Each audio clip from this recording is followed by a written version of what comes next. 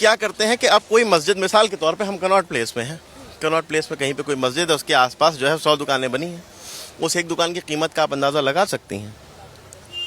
उसका अगर रेंट होगा तो लाख होगा, लेकिन उसका रेंट कितना होता है? 10 रुपया, 20 रुपया, 100 रुपया।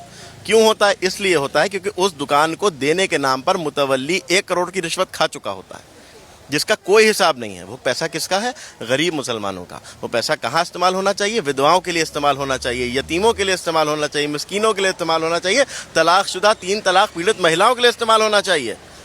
लेकिन उन पैसों को कौन खाता है? अपना हक समझ करके मुतवल्ली खाते हैं। जो मुतवल्ली होते हैं, अभी जो हंगामा मचा रहे हैं सारे मुतवल्ली हैं। जांच कराइए, जाकर के देखिए, एक एक आदमी मुतवल्ली निकलेगा इसमें से। असदुद्दीन ओवैसी हो चाहे अच्छा, दूसरी सबसे बड़ी समाजवादी पार्टी की बात मैं करूँ, समाजवादी पार्टी के किसी एक नेता के पास जाइए, उसके मुंह में माइक लगाइए इसी तरह से और उससे ये पूछिए कि बहुत आप कर रहे हो, ज़रा 180 शब्दों में एक छोटा सा निबंध वक्फ के ऊपर बता दो क्या है। बगलें झांकने लगेंगे, नहीं जानते, पता नहीं है। और जब वो बात करें तो उनसे ये पूछिए कि भैया तुमको वक्फ के अभी वर्तमान में जो कानून आ रहा है उससे इतनी समस्या है, तो मैं ये पूछना चाहता हूँ कि 90 बीघा ज़मीन आज़म खान की पत्नी को मात्र 1 रुपये में क्यों दे दी गई थी? वो उनके बाप की ज़मीन थी? नहीं, वो भारतवासियों की ज़मीन थी। वो भारत में रहने वाले माँ भारती के सपूतों की ज़मीन थी, भारत के मुसलमान नागरिकों की ज़मीन थी। उनकी ज़मीन आज़म खान की पत्नी को 1 रुपये में दे दी। सवाल ये पूछना चाहिए, ये आज़म खान का जवाब अखिलेश यादव देंगे ना। आज आज़म खान जिन मुकदमों में हैं उसमें से 90% मुकदमे वक्फ में धांधलियों के हैं। अब आप एक सवाल और लेकर के आते हैं, आप ये कहते हैं कि साहब वक्फ बोर्ड में आप जो है वो आपने कह दिया कि हिंदू मेंबर कैसे आएंगे।